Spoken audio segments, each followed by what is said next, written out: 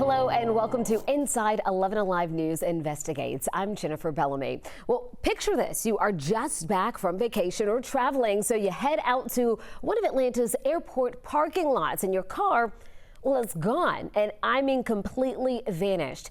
Sounds like something from a fever dream, right? Well, unfortunately, many travelers say that this has been a reality for them over the last couple of years. 11Alive consumer investigative reporter Liza Lucas has been digging into the issue and looking at what's being done to keep your vehicles safe. Take a look. Like something straight out of Gone in 60 Seconds. Let's go. To steal your car. I just thought it was like super luxury cars. Lindsay never dreamed she'd land in Atlanta to find her car had disappeared, gone without a trace. We set the alarm off and everything, and it's nowhere to be found. The car vanished from the South Daily lot. I didn't think it would be my Cadillac, my family car. Last year, an alarming number of cars were stolen at Atlanta's airport. 330 vehicles swiped, triple the year before. Thieves used clone key fobs, hitting rental lots, moving fast. Officials promise more patrols, more cameras, anti-tailgating tech. Well, currently we're down about 50%. The plot twist, the numbers are now plummeting. As of May 31st, 81 vehicles were stolen from the airport this year compared to 159 by this time last year. Atlanta Police Major David Wilson says that's no accident. I mean, we work with our partners here, with the parking company, with DOA security, as well as our partnerships with the ACE unit downtown. A lot of the criminals that we're dealing with, they don't just operate exclusively at the airport. My girlfriend's car was stolen from the airport last night. The investigation goes beyond Hartsfield-Jackson. Police Chief Darren Shearbaum points to Operation Golden Gate Bridge, a high-level sting in Atlanta that cracked an international stolen car ring. A scene ripped from the big screen, except these are real cars, real thieves, real victims.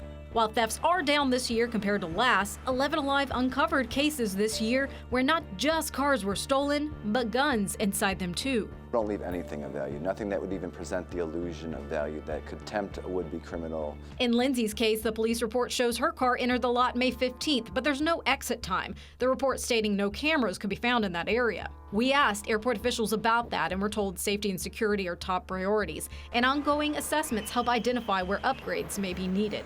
The Assistant General Manager of Public Safety and Security telling 11Alive the airport has surveillance solutions like high-def cameras and license plate readers across parking facilities, allowing staff to take a more proactive approach to monitoring. While acknowledging isolated incidents occur, she pointed to the drop in vehicle thefts this year, saying, quote, considering the scale of our parking operations, vehicle theft incidents represent less than 0.003% of total usage. Lindsay says that's still not low enough for her. I will never, ever, ever park at the airport again.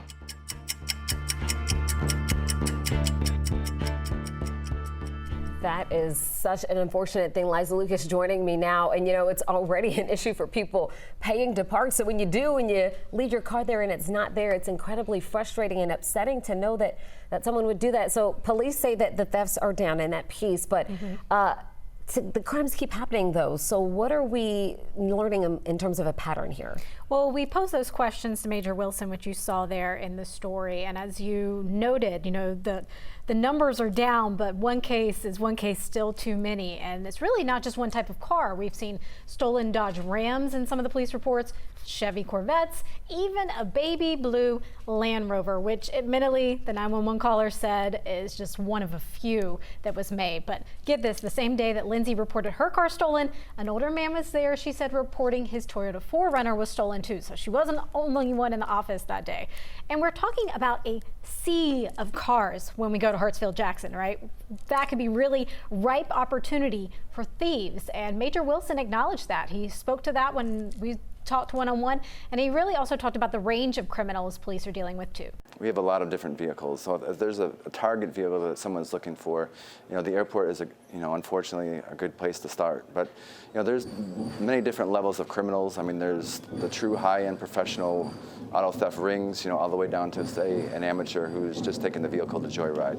So I mean, we run the gambit on the individuals that we see and we come across. Again, we do make arrests. You know, our investigations, unfortunately, can be long-term, but I mean, they are fruitful, and it just takes time. He says it just takes time, and time sometimes that is frustrating to Lindsay and others, as she acknowledged in her interview. Now, the question, do they have enough resources to stop this? I asked that of the major directly, and he says absolutely, between APD and the airport security team. But for travelers like Lindsay who return to find their car gone, those reassurances may fall short. This numbers down doesn't fix the damage. And in Lindsay's case, she relies on her car for work as a mobile office. So the theft, Jennifer, has really hurt her in more ways than one. Yeah, and the trust is broken too. Lindsay says she's never going to park at the airport again. Exactly. And in her case, you raised some questions about those security cameras out there as well? Yeah, that was a big part of the conversation. You know, we were in the deck. You can see the airport terminal where you're dropping off, so we're in close proximity, but take a listen of some of that conversation and how it unfolded. Lindsay, you know exactly where you parked because you took a picture. Yes. You've got the zone number, the letter, everything. There's no doubt where you parked. Yes.